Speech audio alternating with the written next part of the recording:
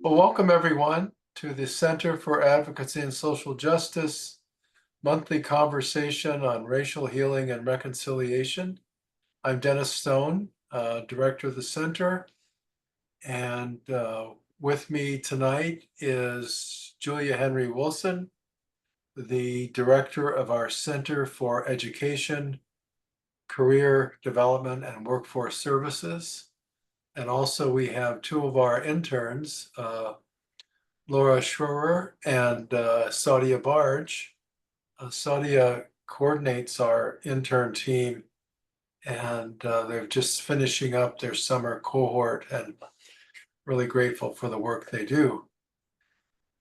But tonight we have Julia with us. I'll let her give a little bit of her background, but I will say this: she has done work for essentially social services for decades, both in the for-profit sector and in not-for-profit sector.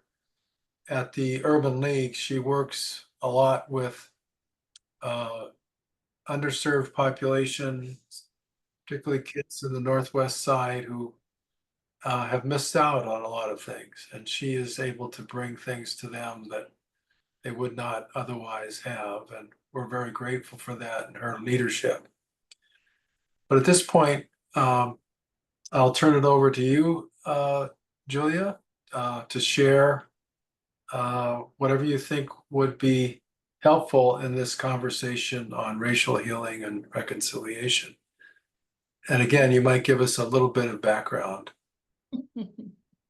Okay, well, good afternoon, good evening, everyone. My name is Julia Henry Wilson, and I'm always proud to say that I'm the director of the Center for Education, Career Development, and Workforce Services with the Jacksonville Urban League. And I have been with the Urban League now 21 years. I came by one day just to say hello and maybe stay for, a few days, but didn't know it was going to turn into 21 years, and it has. And it has had I've learned a lot here at the Jacksonville Urban League because I was not accustomed to working in the environment that the Urban League had at the time. And so, I'll digress a little bit and tell you a little bit about myself. So I have reached the age of perfection. I like to say that. So I am 70 years young, and I have been through a few things in life and seen a few things, and don't mind sharing some of my feelings and my thoughts on the racial side, and definitely always excited about the healing process because it's still a healing process. There's still some sores out there, with a little scabs on them and everything, and band-aids and all that kind of stuff. So definitely excited about the healing component of it. But I spent, my childhood growing up, of course, in the predominantly Black neighborhoods and going to predominantly Black schools. And as a matter of fact, I didn't really go to a segregated school until I started going to college. So that was kind of pretty much, my background. But I do have a master's degree in management, and I have a bachelor's in workforce development. And of course, I spent 30 years in the healthcare industry it was Blue Cross and Blue Shield of Florida. And when I tell people that, they say, no, it's Florida Blue. No, it was not always that way. And it was Blue Cross and Blue Shield, and then it got to be Blue Cross Blue Shield, and then it got to be Florida Blue. So I've kind of come through all of those names with it. And I've always worked kind of like in the community or seen some things in the community, and don't mind volunteering and participating in whatever I can, and whatever it is, I am definitely committed to it and want to do my best and make sure that the best outcome is there, for everyone involved.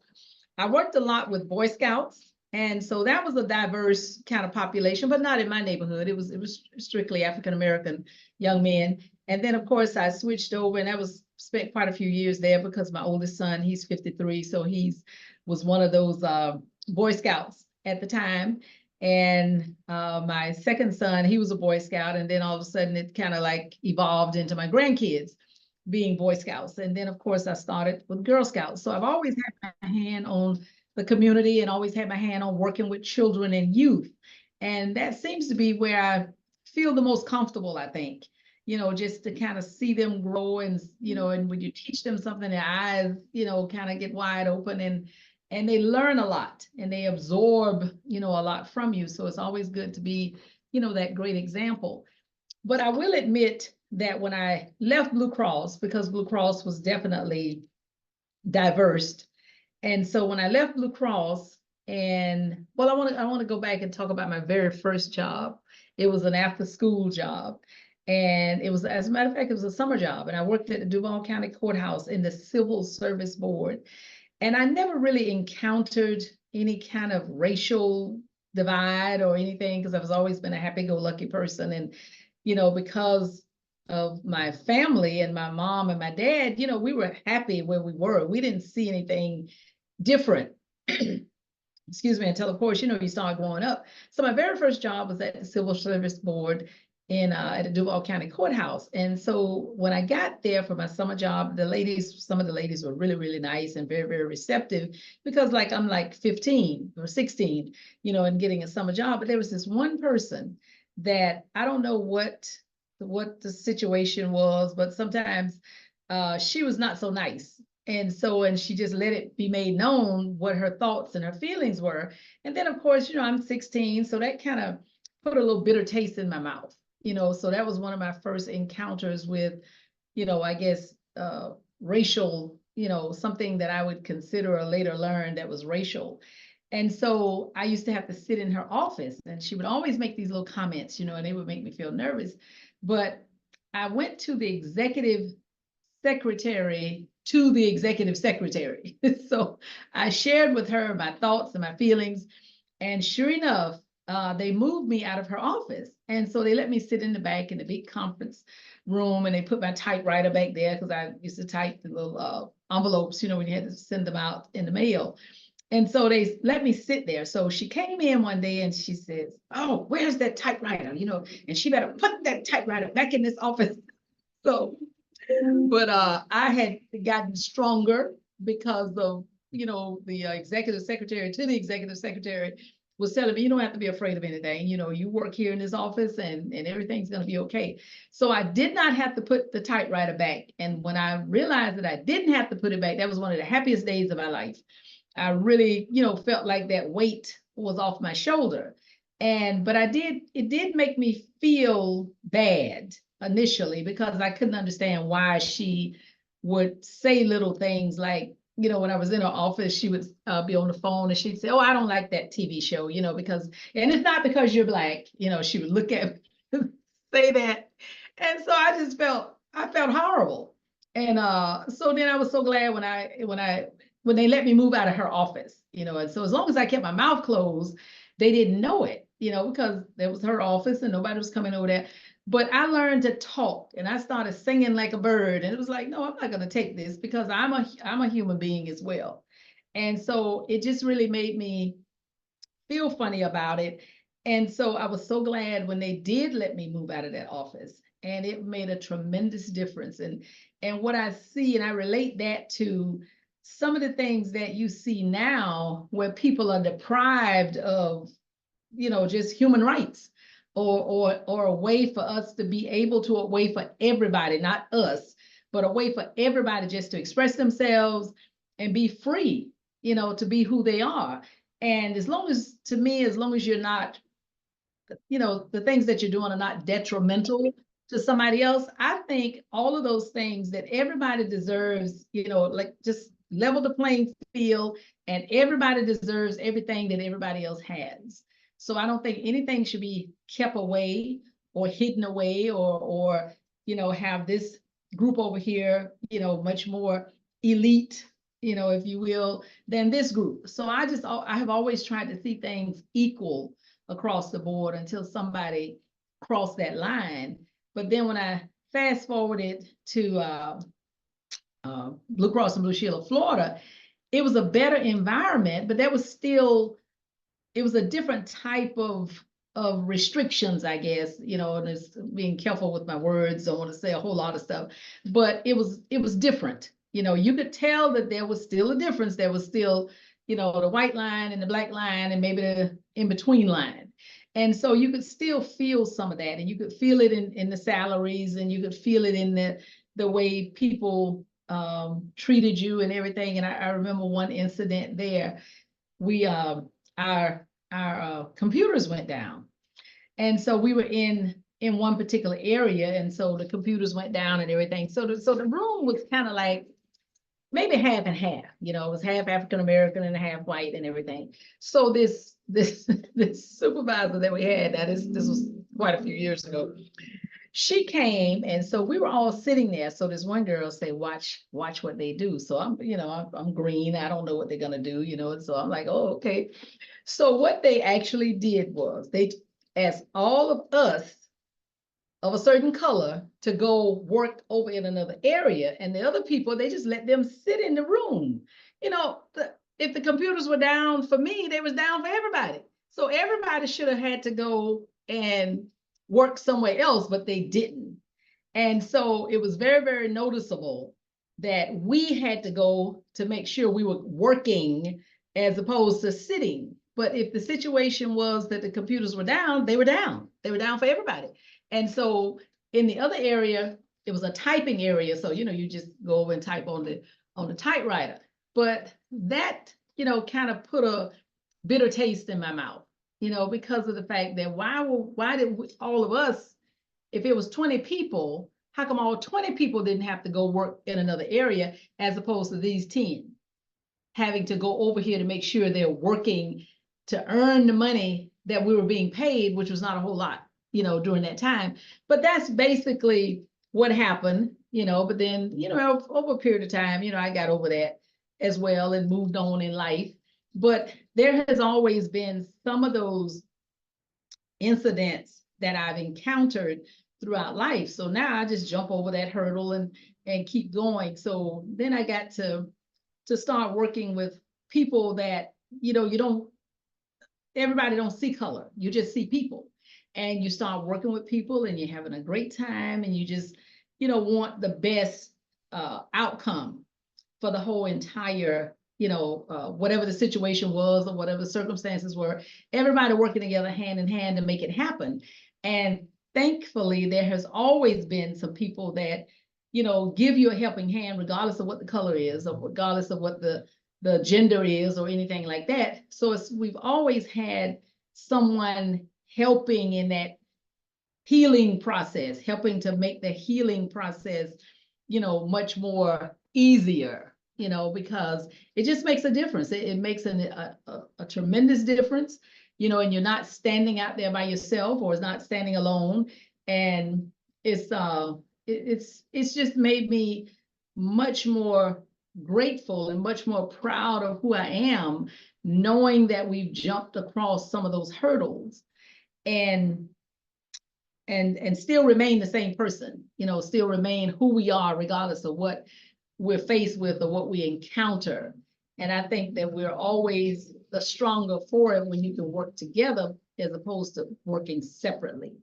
And then when I came to the Jacksonville Urban League, it was totally different. I saw so many things at the Urban League that was not up close and personal.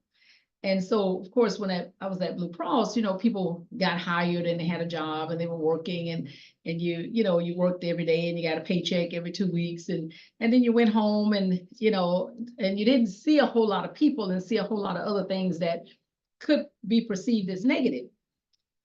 So when I got to the Jacksonville Urban League, I've always been in this area, this workforce area that I'm in now. And it was so many people until I almost ran away, because the people were so needy.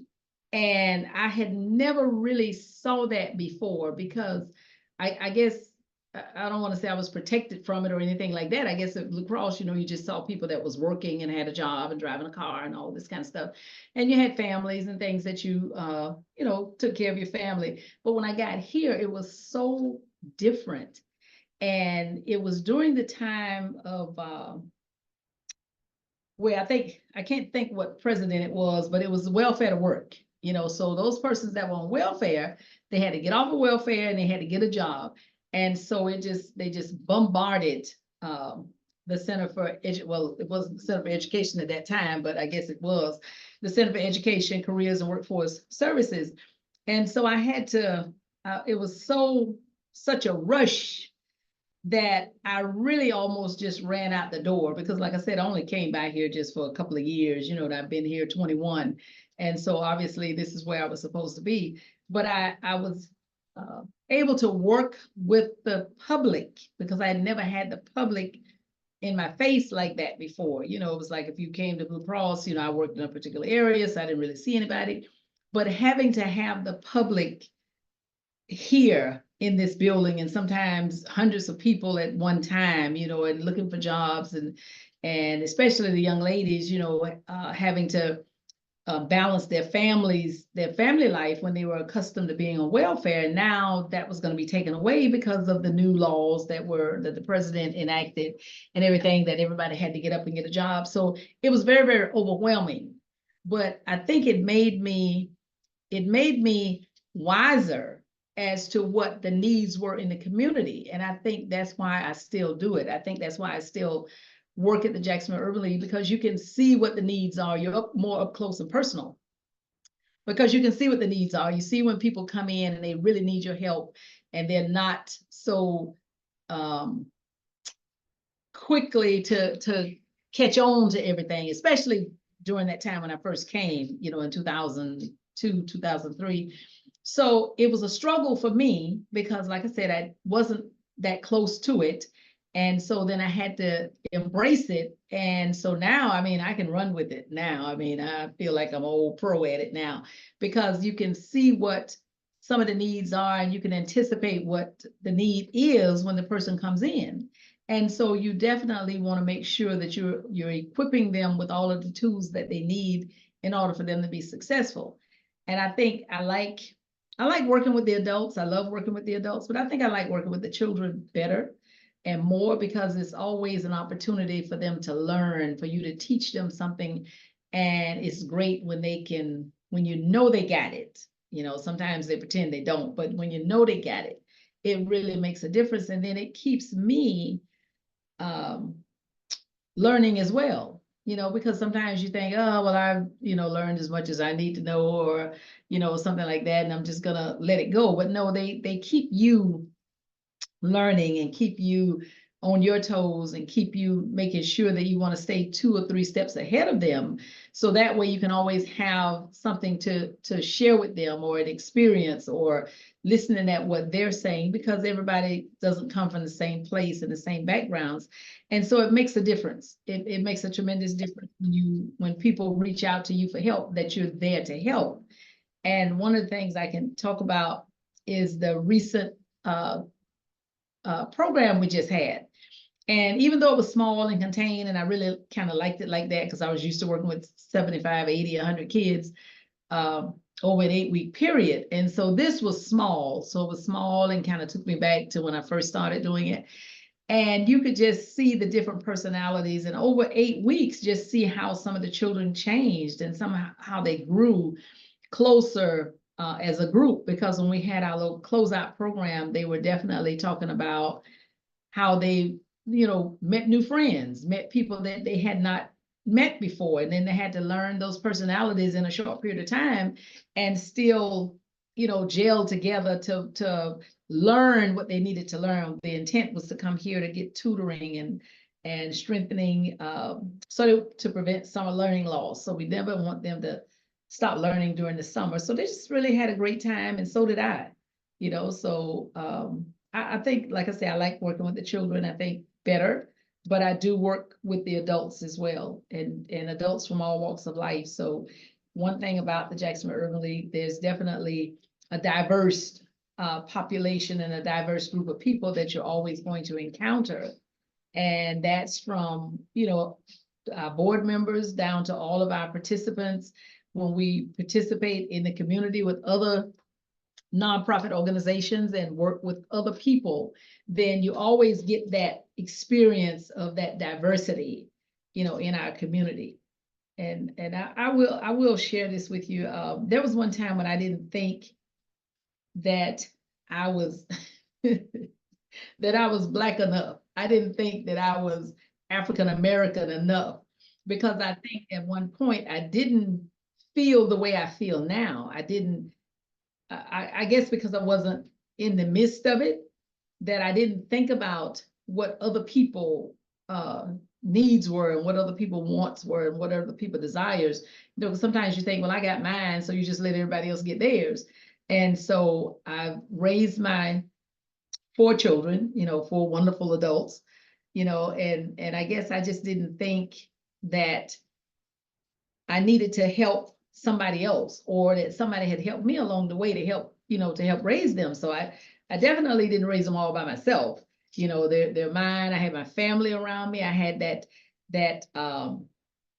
community of people within my family that helped me along the way. And then, of course, I had friends and relatives and things like that that helped me along the way. And I think that's what made me recognize and realize the color, because of the fact that you can't do it all by yourself, that there's always somebody that is willing to lend you a helping hand and willing to support you in whatever it is that you do and help in whatever way you can. And that's one thing that I do like, and that is helping people. And when I'm uh, in whatever situation I'm in, I'm always going to think about the other person, because I want to make sure if I'm going along, I want to pull that person along with me.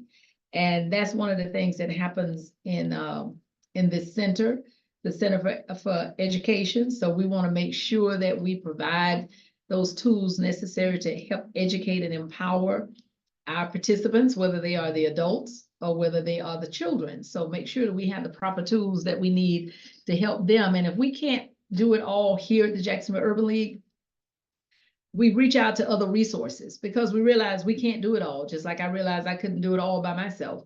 So we do connect with other people in the community and other resources. And we call the, you know, every time you turn around, there's a new buzzword. So the buzzword is wraparound.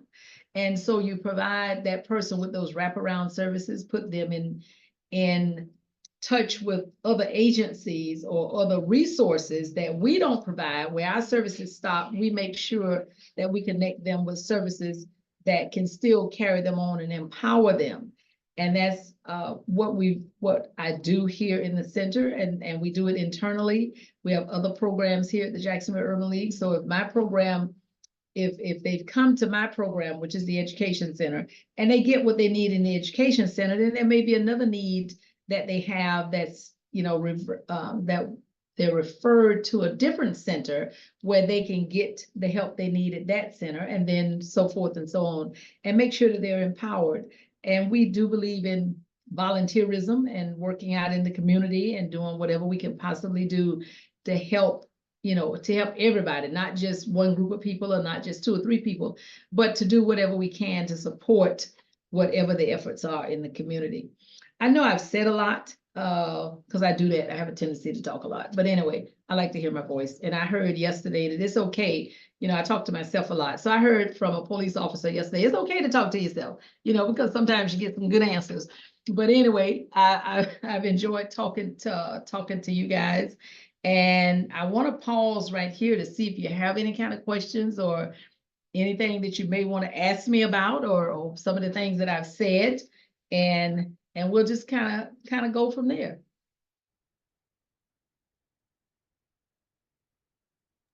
Julia, I had a question. Okay. I was wondering, now you've been with the Urban League for 21 years and you spent, Yes.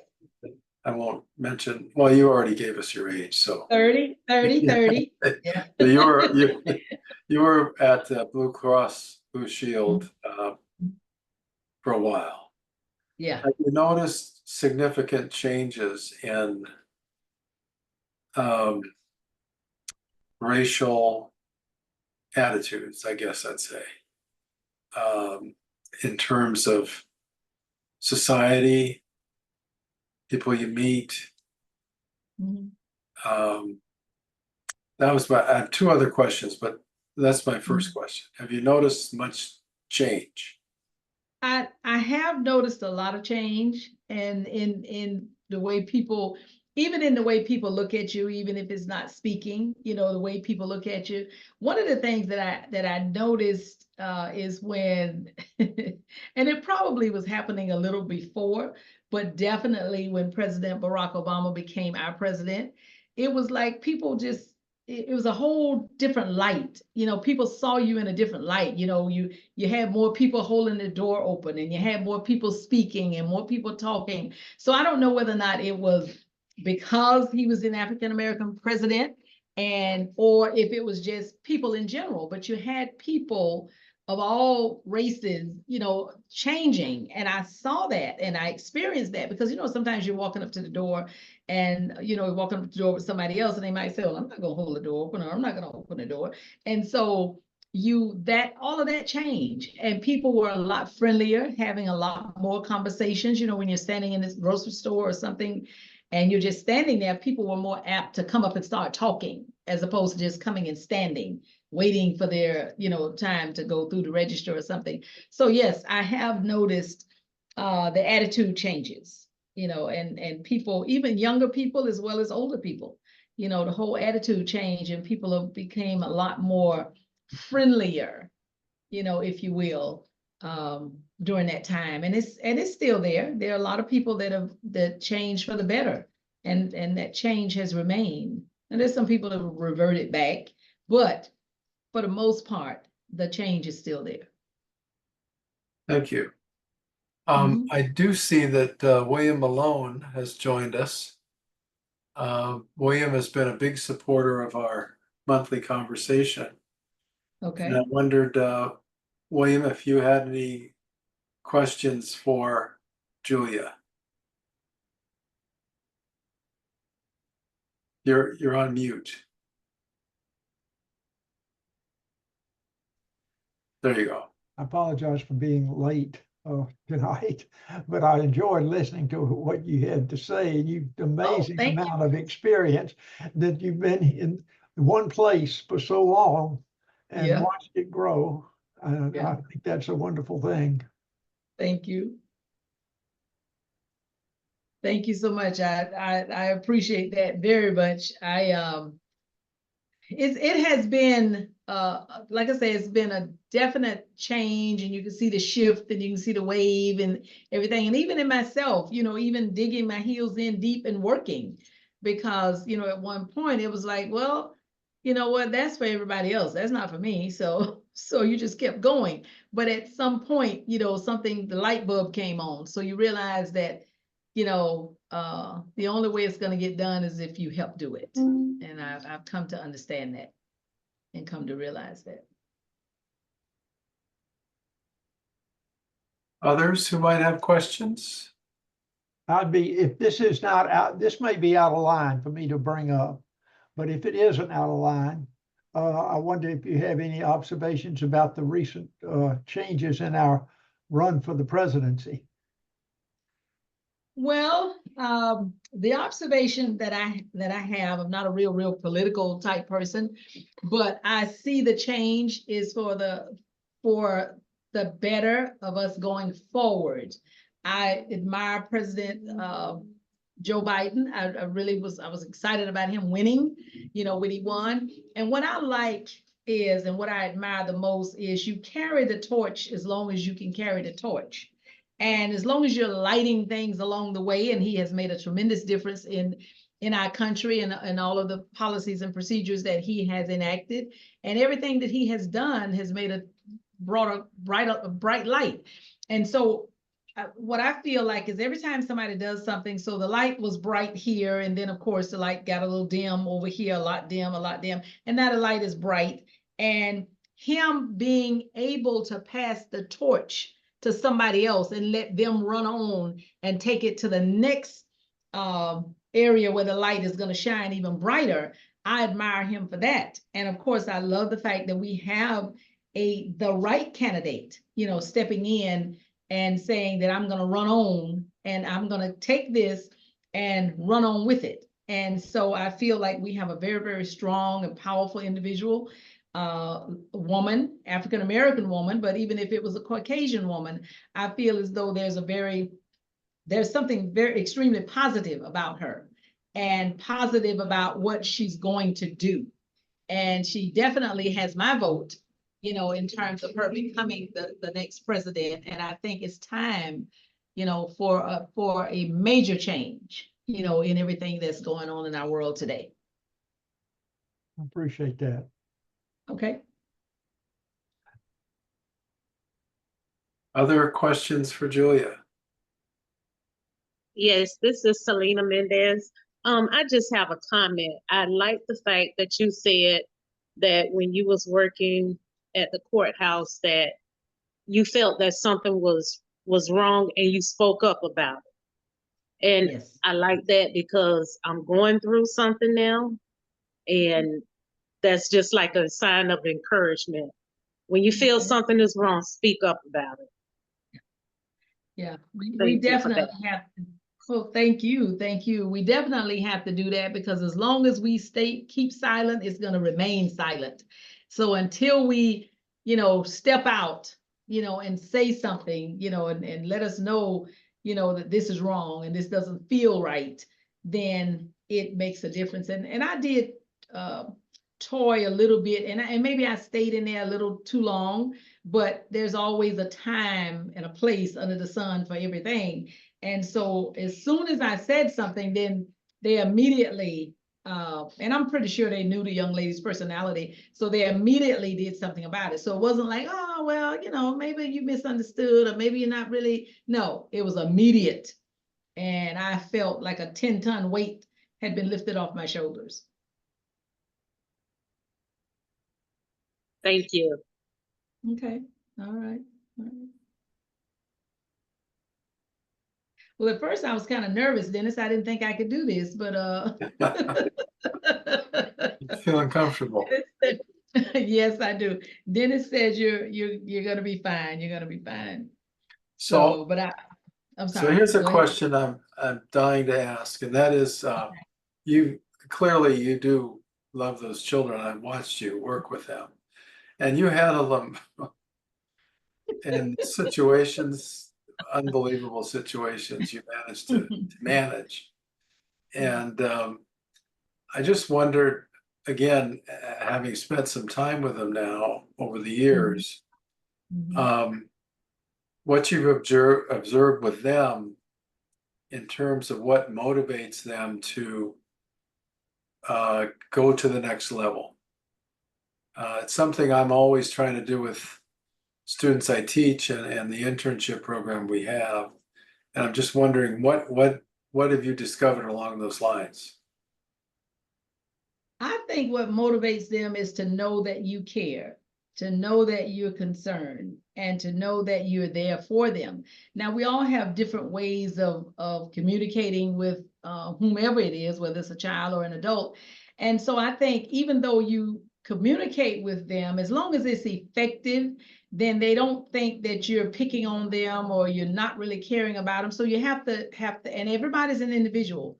So of course, some of my kiddies in the camp, they want to come in and act up and they want to be who they are when they come in. So I let them do that. I like to encounter people in the very beginning so I can see who they are. And you have a way of finding out what their needs are at the same time. And so you know how to address this one and you know how to address that one. And then you still know how to, address the entire crowd at one time.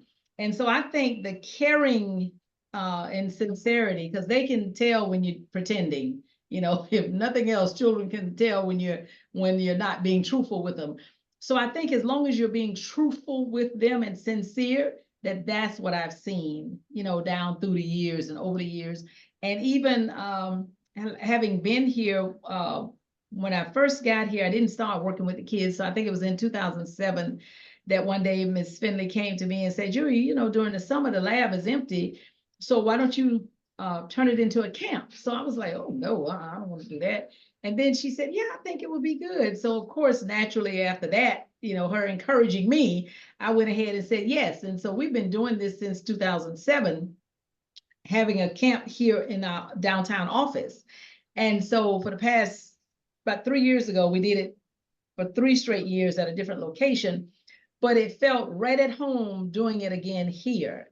And I think just that sincerity with the kids, that honesty with the kids, and, making sure that how you're treating them is how they should be treated, and you're not mistreating anybody. And a lot of them that I've worked with down through the years, even the interns, when they see me somewhere, hi, Miss Wilson, how you doing? Or, I really had a great time being an intern at the Jacksonville Urban League, or I had a great time being in the camp. And that makes you feel good. It makes you feel fantastic, to have that still relationship with them. And sometimes I might say, well, I really don't even remember that child, but you make them feel good by saying that, and then after a while a light bulb come on and say, remember he was here then, or she was here then. So I think it's the sincerity and the honesty with them, and the opportunity to let them be themselves, because you got to let them be themselves, at some point. And so that makes a difference too. Thank you. Okay. I do see in the audience Jocelyn Turner. Okay. I know the two of you are sharing leadership with the Guild. And I see a question from Jocelyn. She says, Okay. let me get the chat here. She says that in your role as director of the Center for Education and Workforce Development, are you getting different requests for training from people over the years? Are they seeking professional development in different fields? And then she follows up, do the youth you work with seek your assistance with college applications? So first question is, what are some of the newer fields that you've seen interest in?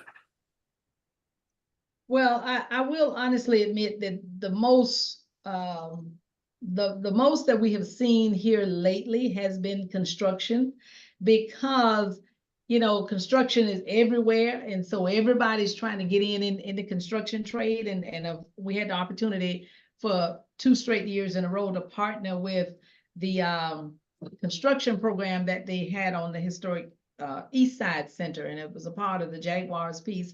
And so that gave persons 8 certifications, with the OSHA certifications. And so that was one of the trends that was really, that people really like being in, is the construction trade, because sometimes where something's going to last, and that's really one of those areas that's going to last forever. And then mostly, then other people were turning around. We work with some community health workers, not a whole lot, but we work with community health workers, and then a lot of people that wanted to become CNAs. And so in that medical field, the community health worker piece, of course, is still in that medical arena, the construction trade, and then there's always customer service. So people are always looking for the customer service piece. I recently ran into someone that, and she's the only person certified in the state of Florida to teach claims adjusters, to help claims adjusters or persons learn the claims adjuster trade. And it is a lucrative market out there for claims adjusters. So it can just be not just the house, it can be the car, it can be the house, it can be whatever property that you own, and there's damage to it. That claims adjuster piece is extremely important. And we're going to be partnering with her, and they're going to start having classes here. And the company is called Encore Claims. And so we're looking for a big push and a big rush, when we set that up starting in the month of September. So that's one of the other fields that persons have been interested in. And then her follow-up question was, okay. do the youth you work with seek your assistance with college applications? And I know you have a new program with that, don't you? Yes. We have not had any to reach out to us at this point, especially since when I'll go back and say, when we had a really major summer internship program that was funded by Anheuser-Busch many years ago, we did have a lot of youth at that time asking about assistance with college applications, and some of them were headed to college and needed, information. And so we did a lot of that back in the past. Our president emeritus, Mrs. Lenny Finley, was very instrumental in helping persons with, I don't know if they was calling it SAT and ACT at that time, but definitely that test prep that would get them ready for college, to help them with, to complete those applications. So one of the programs, to fast forward to 2020, 2023 and 2024, and now 2024, 25, we're working with a program called Champions for Change, a youth leadership academy. And that's one of the main focuses, is to help persons with those college applications. So right now we are doing ACT and SAT prep. We're doing tutoring and mentoring. And so we will have segments, and we're going to be marketing them pretty soon to help persons to fill out those FAFSA forms and have parent meetings, parent engagement meetings to kind of talk about the college life.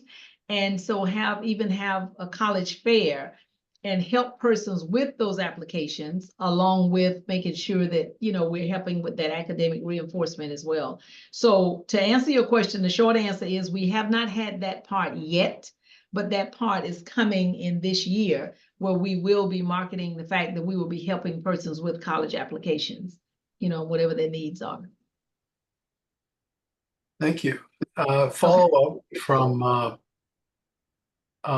Jocelyn is that if there are companies watching this segment, can they seek assistance from you to train their employees?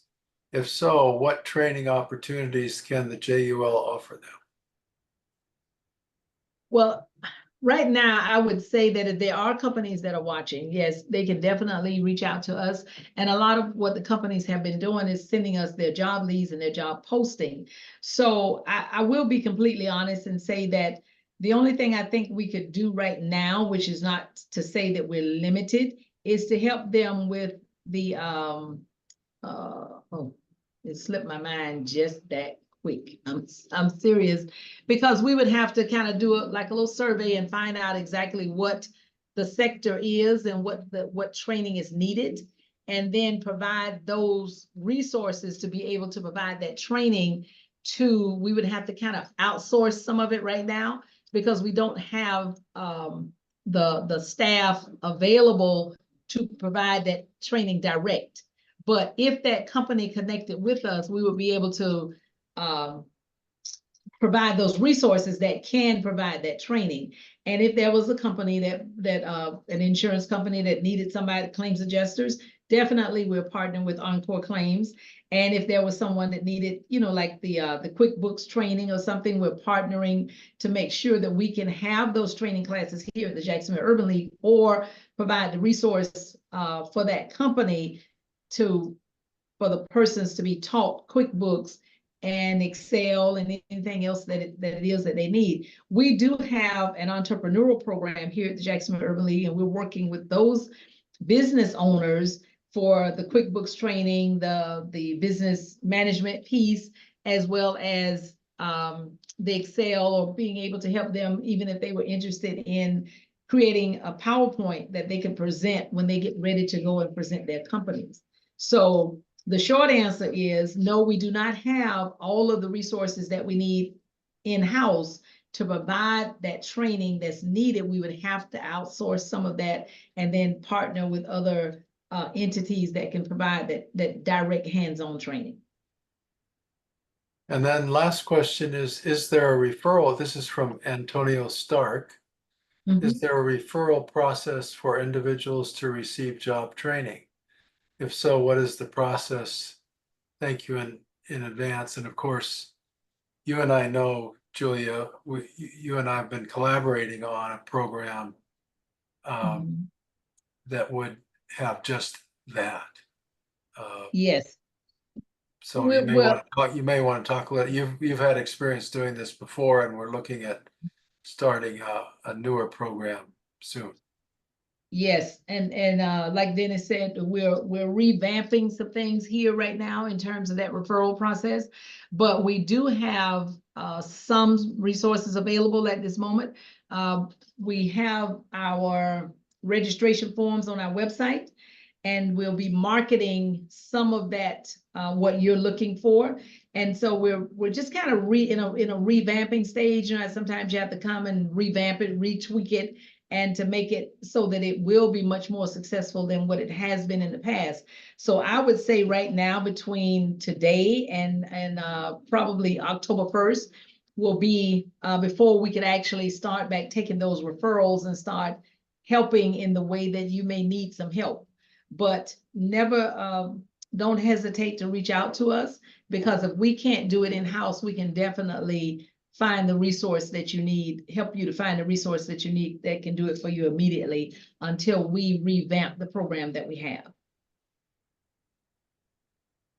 Yeah, I just put the email address. It's info@jaxul.org.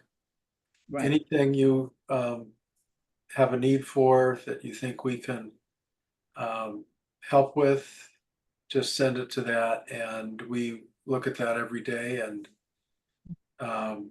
bring it to the right person. So thank you, Antonio.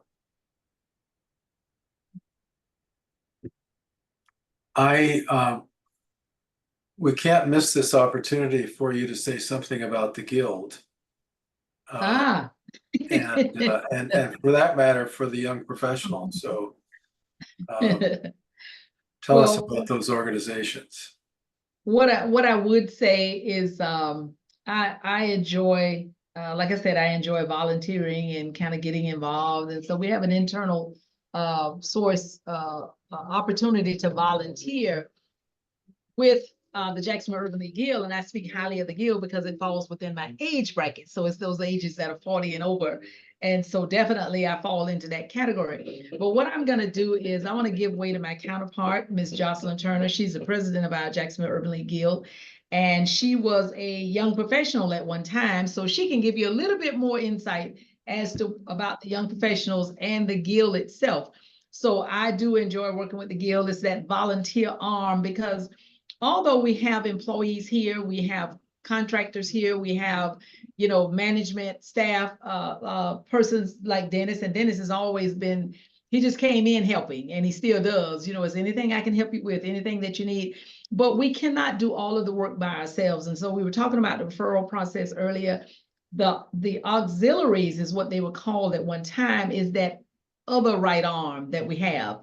And so we can't do all of those services by ourselves. So we definitely need resources from the community, the human resource part that's going to come in and help us out as well. And so Ms. Jocelyn Turner has been around for quite some time. As a matter of fact, she's been here at Urban League longer than I have. Don't tell her I said that when she starts talking, but she has many years longer than I have. But we enjoy working with one another, and I'm one of the officers for the Jacksonville Urban League Guild, and I'm going to give way to Ms. Jocelyn so she can tell y'all about that arm of our program, where there's always a helping hand somewhere. So Ms. Jocelyn, could you take yourself off mute and talk about the Jacksonville Urban League Guild and the young professionals?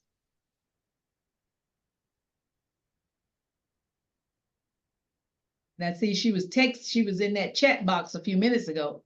She may have stepped away. Okay. Good evening, everyone. I am not on camera there she is. because I was in front of the television for full transparency, so I had to mute the TV. But anyway, thank you for the opportunity. And of course, I love talking about the Urban League and my involvement. And Julia's right. I've been a volunteer at the Urban League since 1989, before many of you on the webinar have been around. But the reason I stick around is because I believe in the resources that they offer people. From over the years, obviously, based on funding, the programs and the resources change, but I've participated as a person seeking my first home. When I started my business through the entrepreneur program, I benefited from that in starting my business. But the main thing that I hope that people get from this conversation, particularly as we talk about racial healing and reconciliation, is the Urban League advocates for people when other people won't. So there are different challenges that people face. For example, right now we're about to engage in voter education and registration.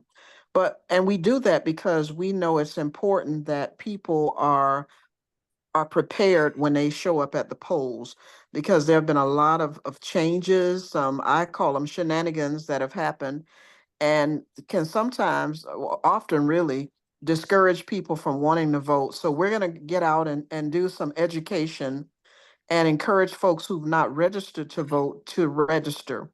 And also the Urban League will advocate for people, you know, in neighborhoods. I think it's called the Neighborhood Bill of Rights. People just aren't aware of the rights that they have. And so we try to expose people to information so that they can become more informed citizens in doing the day-to-day things that they take advantage of. And we are always looking for members. If you happen to be under 40, then you should join our young professionals. They are 21 to 40 years of age. And when then you become over 40, you are a seasoned member and you will join our guild. And get involved, if for no other reason, is because you recognize that there are things happening in the community that relate to people not being treated fairly, and or you just don't like how things are going, and you get involved with the Center for Advocacy and Social Justice. Or if you have a particular skill set, when Julia talked about, and I asked those questions because I wanted her to talk about it, and because I was hoping she'd give me the mic. If you have particular skill set and you'd like to volunteer, maybe you can come and teach a computer class at night, or maybe you can come and teach whatever skill set in terms of helping people with workforce development. Or if you like to work with youth, then you may want to work with our young people in some of the programs and activities there. And if you're a parent and you're looking for opportunities for your young people to get involved, because if they decide they want to go to college, they're going to need some volunteer experience. They can gain that through the Urban League. So you see the connection for the families. And of course, with the other program, there are people who find themselves in unfortunate situations and may have to seek assistance from our Victims of Crime program. And so again, learn about the Urban League. Go on the website. If you have questions, as Dennis said, he put the email address in the chat box, info@jexul.org. All sorts of opportunities for you to get involved. If you have, if you're one of those folks who said, you know what, because this is how I made the decision years ago to get involved.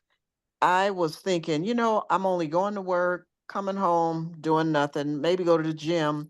I need to get involved in my community. It was at that point that I received a postcard in the mail, the one and only time the Urban League did a mass distribution, or mass mailing, if you will, asking people if they wanted to get involved in the Urban League and advocate or be a part of the programs that they do in the community, then seek you know, come and get involved. And it was at that point that I started to get involved.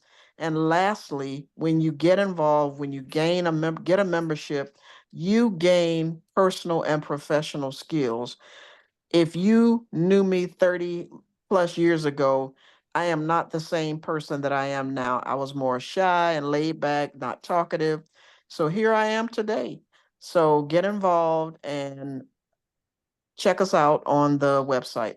Thank you for giving me the floor.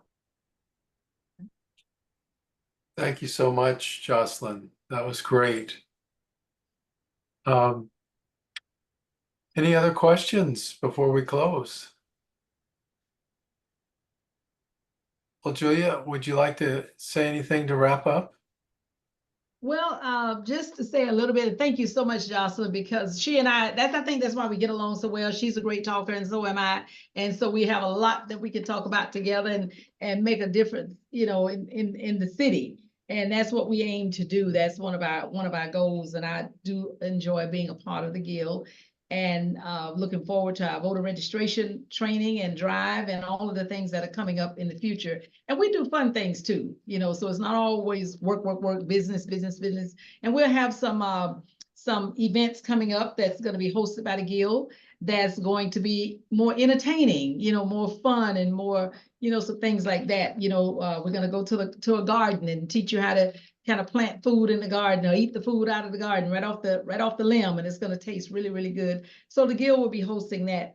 But I do want to say I am so grateful that Dennis asked me, and I said yes. You know, and I've enjoyed this very, very much. You know, I was like, oh, I don't know what I'm going to talk about. I have nothing really to say or any of that kind of stuff. But once you start talking, you have a lot to say, and especially when it's positive. and it makes a difference, in other people's lives.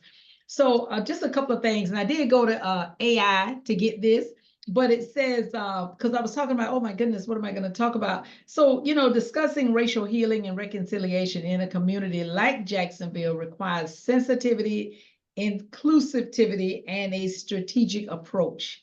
And so sometimes, you kind of don't know whether I should say it or get it out there, or maybe I should hold it in or keep it. But we definitely need to talk about these things that affects us in our community from a racial standpoint. And so to educate ourselves and others, we need to understand the history. We just need to familiarize ourselves with what's been going on in Jacksonville for 70 years for me, and then 72 years for the birth of the Jacksonville, actually 77 now, for the birth of the Jacksonville Urban League, because it was founded in 1947 for times much, much worse than these, but times that are like these, where there was still that separation and that divide.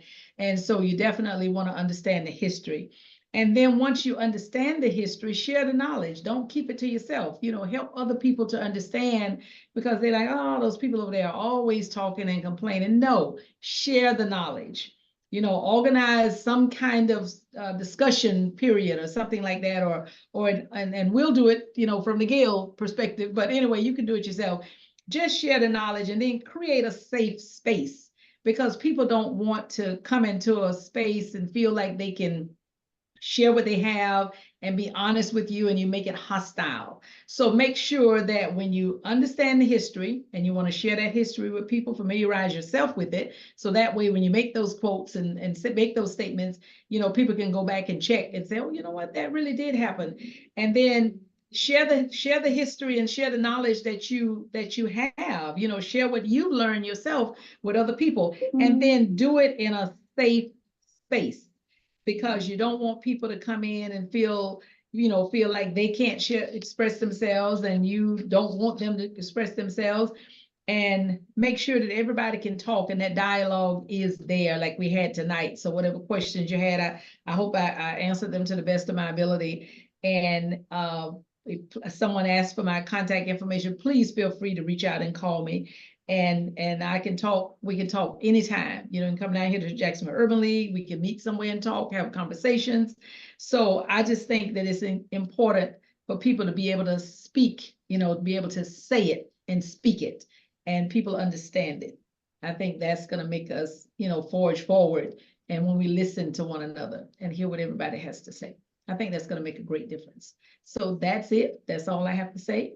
And, but I, just contact me anytime. I left all of my information in the chat. Thank you so much, Julia.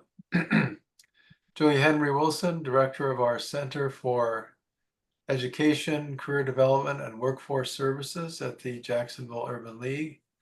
On behalf of the Urban League, I want to thank everyone for attending, and also on behalf of the Urban League, thank you and Jocelyn and our interns,